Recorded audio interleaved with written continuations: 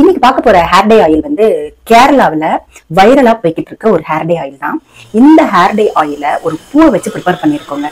இந்த பூவை வச்சு ப்ரிப்பேர் பண்ற ஹேர் டே ஆயில் நம்மளுடைய நரைமுடிகளை கருமையா மாத்திடும். நல்லா கருகருன்னு நீளமா அடர்த்தியா முடி வளர்றதுக்கும் இந்த ஹேர் டே ஆயில் ரொம்பவே யூஸ்ஃபுல்லா இருக்குங்க. இந்த ஹேர் டே ஆயில நம்ம ப்ரிப்பேர் பண்ணி அப்ளை பண்ணிட்டு வரும்பொழுது ஒரு மாசத்திலேயே இந்த ஹேர் டே ஆயிலோட ரிசல்ட் நம்மளுக்கு தெரிய ஆரம்பிச்சிடும். இந்த ஹேர் டே ஆயில் எப்படி ப்ரிப்பேர் பண்றது, அதுல என்ன ஒரு பூ சேர்க்க போறோம் அப்படிங்கிறத இப்ப பார்க்கலாம். கேரளால வைரலா போயிட்டு இருக்க இந்த ஹேர் டே ஆயில் ப்ரிப்பேர் பண்றதுக்கு நம்ம ஒரு 4 பொடிகள் சேர்க்க போறோம். அதோட அந்த ஒரு பூவையும் சேர்க்க போறோம். இப்ப வந்து பாத்தீங்கன்னா ஃபர்ஸ்ட் பொடி என்ன சேர்க்க போறோம் அப்படின்னா கரிசலாங்கண்ணி பொடிங்க. கரிசலாங்கண்ணி பொடி வந்து 2 டீஸ்பூன் சேர்த்துக்கிறேன். கரிசலாங்கண்ணி பொடியை வந்து இந்த ஹேர் டே ஆயில்ல சேர்க்கும் போது நம்மளுடைய நரைமுடிகள் எல்லாமே மொத்தமா கருகருன்னு ஆயிடுங்க. ஒரு மாசத்திலேயே இந்த ஹேர் டே ஆயிலோட ரிசல்ட்டை வந்து நம்ம பார்க்கலாம். அந்த அளவுக்கு ஒரு சூப்பரான பொருள் தான் இந்த கரிசலாங்கண்ணியோட பொடி. அடுத்து வந்து பாத்தீங்கன்னா செம்பருத்தி பூ இருக்கு இல்லையா, அதோட பவுடர், அது வந்து 1 டீஸ்பூன் நான் சேர்த்துக்கிறேன். இந்த செம்பருத்தி பூவோட பவுடரை வந்து நம்ம சேர்க்கறதுனால நம்மளுடைய ஹேர் வந்து பாத்தீங்கன்னா நல்லா பளபளன்னு நல்லா வந்து ஷைனிங்கா இருக்கும். அதுக்காக தான் இந்த செம்பருத்தி பூவோட பவுடரை சேர்க்கிறோம். அடுத்து வந்து பாத்தீங்கன்னா 1 டீஸ்பூன் அளவு மஞ்சள் தூள் சேர்த்துக்கலாம். நீங்க மஞ்சள் தூள் சேர்க்கறதுனால முடி வந்து கொட்டும், முடி வந்து வீணா போயிடும் அப்படின்லாம் நினைக்க வேண்டாங்க. இது வந்து ஆராய்ச்சி செஞ்சு நிரூபிச்சிருக்கிறாங்க. மஞ்சள் பொடியில செய்யற ஹேர் டே ஆயில் வந்து ஹேர் ஆயில், அதாவது ஹேர் டே ஆயிலா இருந்தாலும் சரி, நம்ம இப்ப ப்ரிப்பேர் பண்றது ஹேர் டே ஆயில், இதை வந்து ஹேர் ஆயில்லையும் சேர்ப்பாங்க.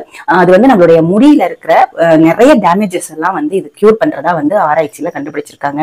சோ அதனால மஞ்சள் பொடி சேர்க்கறதுனால முடி கொட்டும் அப்படின்னு சொல்லிட்டு பயப்பட வேண்டாம். இது ஸ்கேல்ப்ல இருக்கிற நிறைய பிரச்சனைகளுக்கு ஒரு சொல்யூஷனா இந்த மஞ்சள் பொடி இருக்குதுங்க.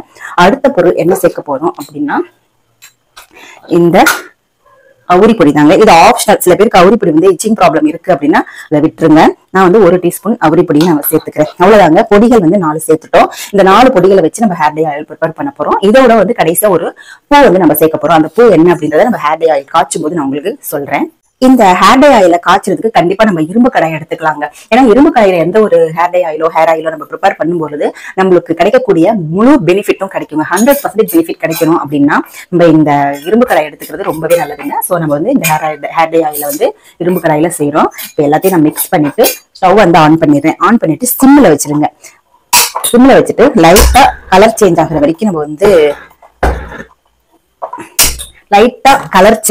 வரைக்கும் நம்ம வந்து இந்த பொடிகளை வந்து வறுத்துக்கலாம்.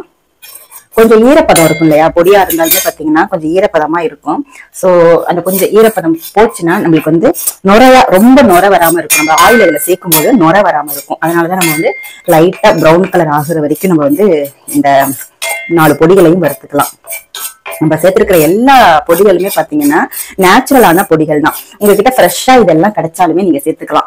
அதுவும் இல்லாம மஞ்சள் தூள் வந்து நிறைய பேர் டவுட் கேக்குறீங்க வீடியோ போடும்போது, என்ன மஞ்சள் தூள் அப்படின்ட்டு. கண்டிப்பா வந்து நீங்க விரலி மஞ்சள் வந்து எடுத்துக்கோங்க. நீங்க விரலி மஞ்சளை வந்து வாங்கி நல்லா வந்து சுத்தியல் வச்சு நல்லா தட்டிட்டு மிக்சி ஜார்ல போட்டீங்கன்னா, கொஞ்சம் தூள் பண்ணிட்டு மிக்சி ஜார்ல போட்டு நல்லா அடிச்சுட்டு சளிச்சிங்கன்னா பாத்தீங்கன்னா உங்களுக்கு சுத்தமான மஞ்சள் கிடைக்குங்க. நீங்க கண்ட மஞ்சள் தூளை நீங்க வந்து இதுல சேர்த்தீங்கன்னா கண்டிப்பா முடி கொட்டும். விரலி மஞ்சள் தான் இந்த ஹேர் டே செய்யறதா இருந்தாலும் சரி, ஹேர் ஆயிலா இருந்தாலும் சரி, ஹேர் டே ஆயிலா இருந்தாலுமே நம்ம சேர்க்கணும், மறந்துடாதீங்க.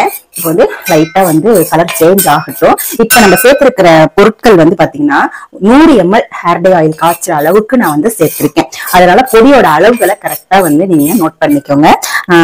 நீங்க பல்கா செஞ்சுக்கணும், ஒரு வருஷத்துக்கு அந்த மாதிரி செய்யணும் அப்படின்னா நீங்க வந்து அந்த அளவுகளை வந்து அதிகப்படுத்திக்கோங்க. 100 ml நான் போட்ட அளவுகளை நீங்க எவ்வளவு செய்றீங்களோ அந்த அளவுக்கு நீங்க வந்து அதிகப்படுத்திக்கோங்க.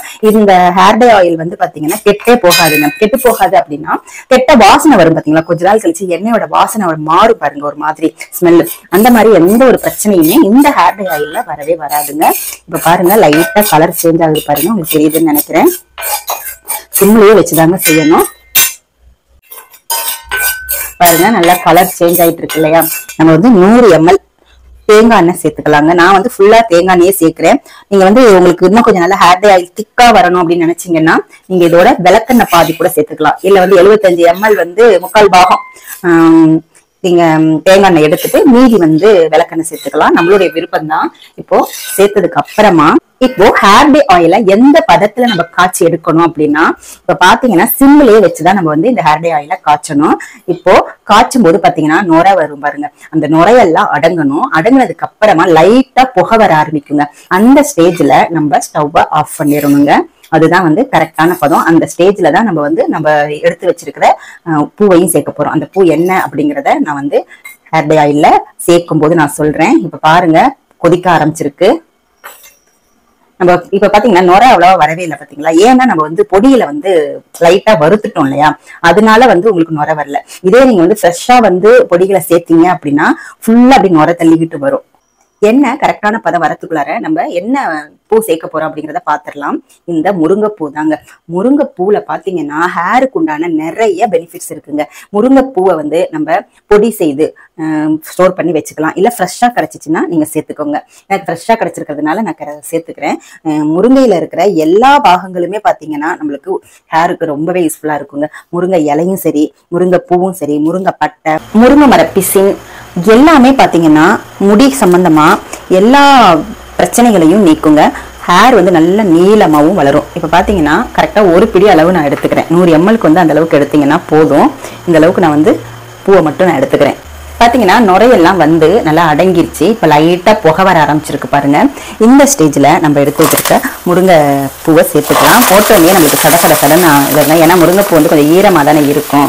அதனால நம்ம ஸ்டவ்வை ஆஃப் பண்ணிடலாம். ஆஃப் பண்ணிட்டு தான் நம்ம இந்த முருங்கைக்கீரையை போடணும். அதை வந்து அப்படியே விட்டுடுங்க, நல்லா ஆறட்டும். ஒரு 2 மணி நேரம் இந்த கடாயிலேயே இருக்கட்டும். இரும்பு கடாயிலேயே இருக்கும்போது இந்த இரும்புல இருக்கிற அயனும் சேர்ந்து இந்த ஹேர் டை ஆயிலுக்கு 100% ரிசல்ட் கொடுக்கக்கூடியதா மாறுங்க.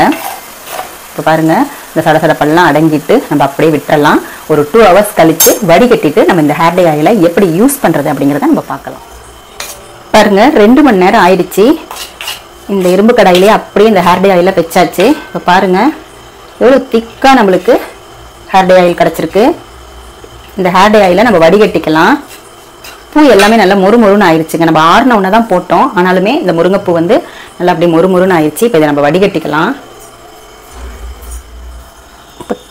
கையை அப்படி நல்லா அழுத்தி கொடுங்க, அப்போதான் ஹேர் டை ஆயில் ஃபுல்லாக வந்து இறங்கி வரும். இல்லாட்டி இந்த திப்பிலேயே நிறைய எண்ணெய் வந்து வேஸ்ட் ஆயிருங்க.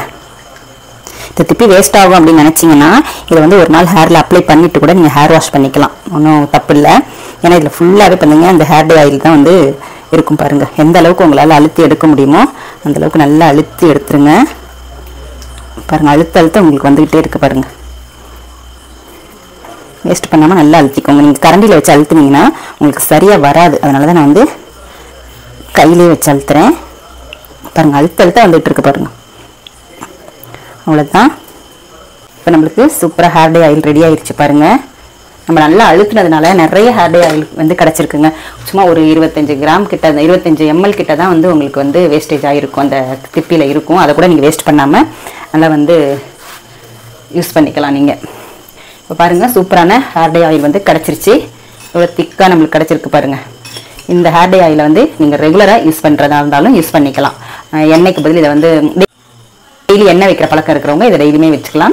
இல்லைன்னா நான் சொன்ன மாதிரி நீங்கள் ஹேர் வாஷ் பண்ணும்போது யூஸ் பண்ணுங்க. நல்லாவே உங்களுக்கு ரிசல்ட் கிடைக்குங்க. ஒரு மாசத்துல இந்த ஹேர் டை ஆயிலோட ரிசல்ட்டை நீங்க பார்க்கலாம். இப்போ கேரளால இந்த ஹேர் டை ஆயில் தான் ரொம்பவே ஃபேமஸா நல்ல வைரலா போய்கிட்டு இருக்குங்க. நீங்க செய்து பார்த்துட்டு எப்படி இருக்கு அப்படின்றத கமெண்ட் செக்ஷன்ல மறக்காம சொல்லுங்க. இந்த வீடியோ உங்களுக்கு யூஸ்ஃபுல்லா இருந்துச்சுன்னா லைக் பண்ணிக்கோங்க. நம்மளுடைய சேனலையும் சப்ஸ்கிரைப் பண்ணிக்கோங்க. தேங்க்யூ.